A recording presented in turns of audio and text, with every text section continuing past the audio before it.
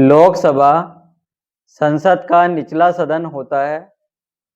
इसे जनता का सदन माना जाता है क्योंकि इसके सदस्यों का चुनाव सीधे जनता के द्वारा प्रत्यक्ष रूप से किया जाता है। लोकसभा के सदस्यों को मेंबर ऑफ पार्लियामेंट अर्थात एमपी भी कहा जाता है। लोकसभा के सदस्यों की संख्या लोकसभा में अधिकतम 552 सदस्य हो सकते हैं, जिनमें 550 सदस्य सभी राज्यों और केंद्र शासित प्रदेशों की जनता के द्वारा चुनकर आते हैं, जबकि 2 सदस्य राष्ट्रपति के द्वारा एंग्लो इंडियन समुदाय से मनोनीत किए जाते हैं।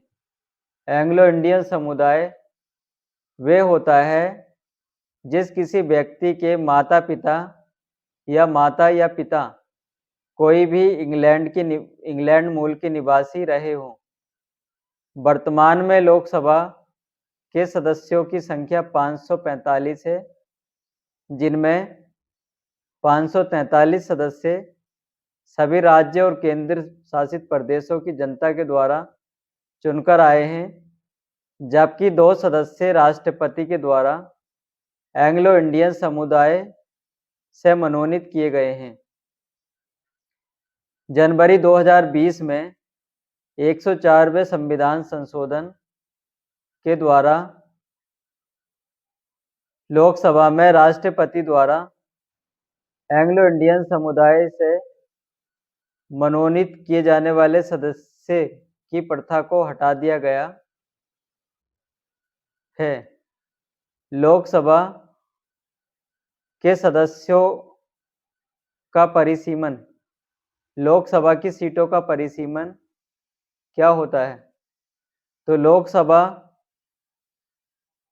में परिसीमन के द्वारा प्रत्येक राज्य में जनसंख्या के आधार पर समय समय पर सीटों में बदलाव किया जाता है, अर्थात जिस राज्य में ज़्यादा जनसंख्या होगी उसकी सीटें बढ़ा दी जाएंगी। सबसे लास्ट का परिसीमन 84वें संविधान संशोधन के द्वारा 2002 में किया गया था, जिसके अनुसार 2026 तक लोकसभा की सीटों में कोई बदलाव नहीं किया जाएगा। 2001 की जनगणना के अनुसार लोकसभा की सीटें 2026 तक अपरिवर्तित रहेंगी। साउथ के राज्यों में, दक्षिण भारत के राज्यों में लोकसभा की सीटों में समानुपातिक बदलाव किया जाता है। इसका मतलब ये है, जैसे उत्तर भारत के राज्यों में जनसंख्या अधिक है, जबकि दक्षिण भारत के राज्यों ने जनसंख्या नियंत्रण में योगदान दिया है। तब यदि उत्तर प्रदेश में लोकसभा की कुल सीटें 80 हैं और तमिलनाडु और पुदुचेरी की कुल लोकसभा की सीटें 40 हैं। यदि जनसंख्या के आधार पर लोकसभा की उत्तर प्रदेश में 10 सीटें बढ़ाई जाती हैं, तब समानुपातिक रूप से तमिलनाडु की लोकसभा की सीटें भी तमिलनाडु की 5 सीटें बढ़ाई जाएंगी। तमिलनाडु की भी 5 सीटें लोकसभा की बढ़ाई जाएंगी। ये समानुपातिक लोकसभा की सीटों में बदलाव किया जाता है। लोकसभा की सीटों का आरक्षित लोकसभा की सीटें, लोकसभा की कुल 131 आरक्षित सीटें हैं, जिनमें 84 सीटें अनुसूचित जाति अर्थात एससी के लिए और 47 सीटें अनुसूचित जनजाति अर्थात एसटी के लिए आरक्षित हैं। लोकसभा के सदस्यों की योग्यता और निर्वाचन, लोकसभा के सदस्यों का निर्वाचन राष्ट्रीय निर्वाचन आयोग कराता है। इसका निर्वाचन सीधे जनता के द्वारा प्रत्यक्ष रूप से होता है। कोई भी नागरिक जो 18 साल की उम्र का हो, जिसकी आयु 18 साल पूरी हो चुकी हो, वो लोकसभा के सदस्यों को अपना मत दे सकता है, अर्थात उसको वोट डालने का अधिकार प्राप्त है।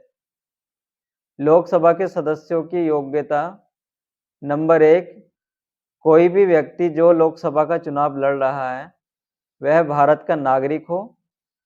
नंबर 2, उसकी कम से कम आयु 25 वर्ष हो। लोकसभा का कार्यकाल: लोकसभा के सदस्यों का चुनाव 5 वर्ष के लिए होता है।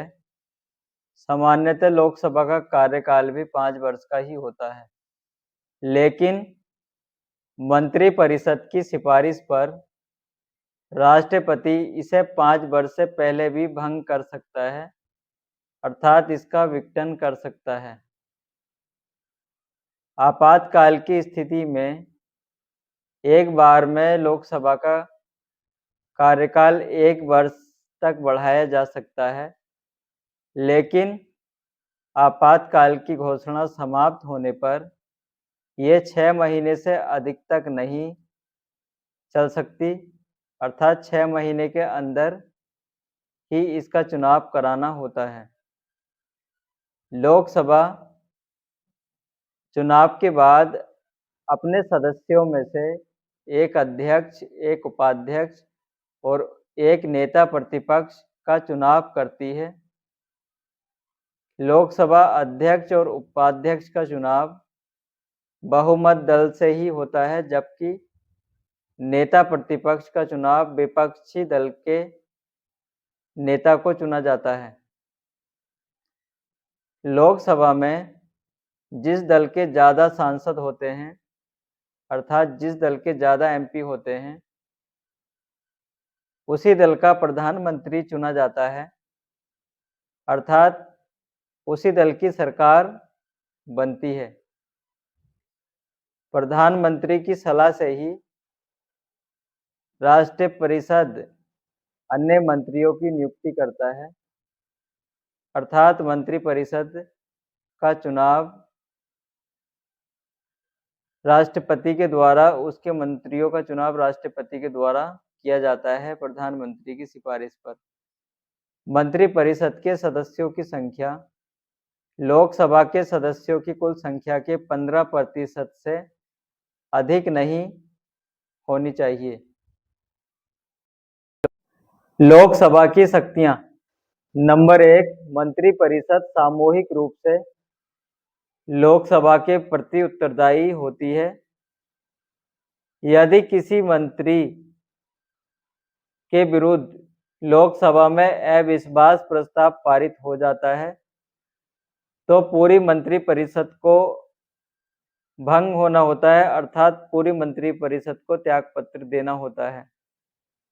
नंबर 2, कानून बनाने के मामले में सामान्यतः कानून बनाने के मामले में तो लोकसभा और राज्यसभा को लगभग समान शक्तियां प्राप्त हैं, लेकिन धन विधेयक के मामले में लोकसभा राज्यसभा से अधिक शक्तिशाली है। धन विधेयक केवल लोकसभा में ही पेश किए जाते हैं। लोकसभा के बाद यदि धन विधेयक राज्यसभा में जाता भी है, तब राज्यसभा उसको 14 दिन तक अपने पास रख सकती है, उसमें कोई बदलाव नहीं कर सकती, केवल लोकसभा से सिफारिश कर सकती है।